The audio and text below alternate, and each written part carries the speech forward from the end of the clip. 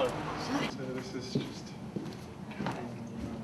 highlight of the sale. The best piece in it is the Fatimid Egyptian late 10th, early 11th century cut rock crystal ewer, which was recently discovered in a house in England. It's an astonishing piece of work, and that is something where the last example came onto the market in 1862, which gives you an idea of the rarity.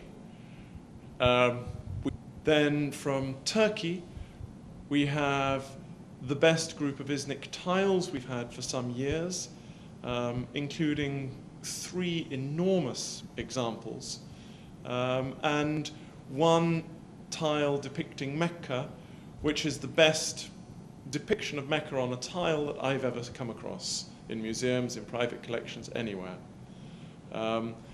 We also, from the Turkish world, have some extraordinary manuscripts, including some calligraphy by almost all the best known calligraphers, and then 3 manuscripts which come from the Royal Library at one stage. 2 were made specifically for Mehmet the Conqueror in the second half of the 15th century. And then there's one where the illumination is probably by Karamemi, so made in the reign of Sultan Murad III, with the most exquisite binding. And these are just a few of the highlights of what has been a fantastic sale to work on. Yes, one of the manuscripts is signed by Mehmet bin Farmurz bin Ali.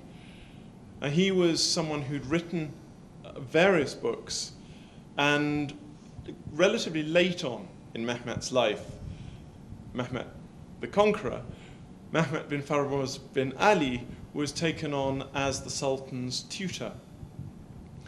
And the manuscript that we have here, is a book that was not only written, the content was composed by Mehmet Farmurz Ali, but also he wrote it in his hand, and it's a year after he was appointed to be the tutor to the Sultan. So it's almost certain that this was something that he did as a gift to the Sultan on a very personal level of the book that he'd written 30 years ago. And here was now the royal presentation copy.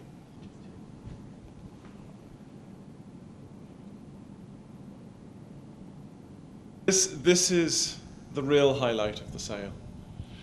It's a rock crystal ewer that was carved from, the body was carved from a single block of rock crystal sometime in the late 10th or early 11th century in Fatimid, Egypt.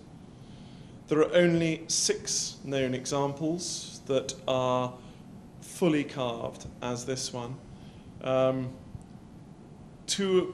of them is in the Victoria and Albert Museum, which is probably the best known of all of them, and that has been there since it was purchased in 1862.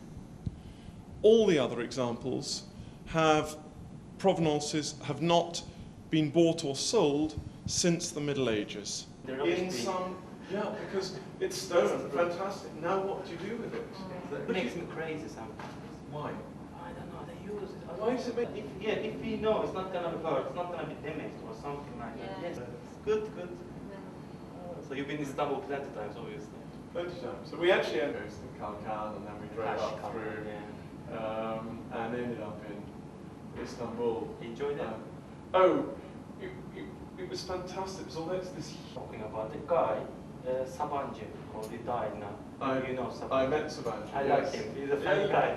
But he was wearing Ottoman kaftan. 2 royal Ottoman manuscripts to the book. And I'm interested as well. I like it. But I'm not an expert. Just reading stories. In Pakistan, I think they make it the biggest one.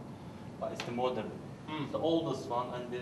From the collection of tiles that we have in the sale, which was formed in the middle of the 20th century, this is the most remarkable.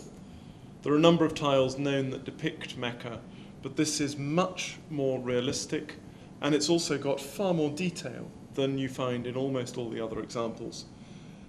And what's particularly unusual here is that you have the name of the maker Rasim Uthman ibn Mehmet, and you also have the name of the person for whom it was made, presumably as some sort of votive offering. Old mosque, it is old mosque. How do you call it? I don't know. But center of the Islamic world. You know. Yeah. It's not a mosque, if you ask me. I mean. I think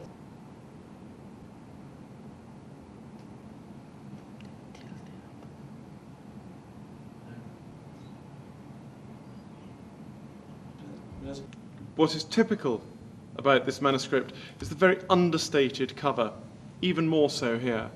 And then when you open it up, this exquisite detail. And it's exactly the same as you find on the royal kaftans as well. So it's in two parts. And at the end of the first part, you have a signature and a date. And then just at the beginning of the second part, you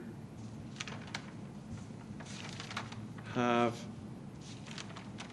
the dedication cartouche here to Sultan Mehmed.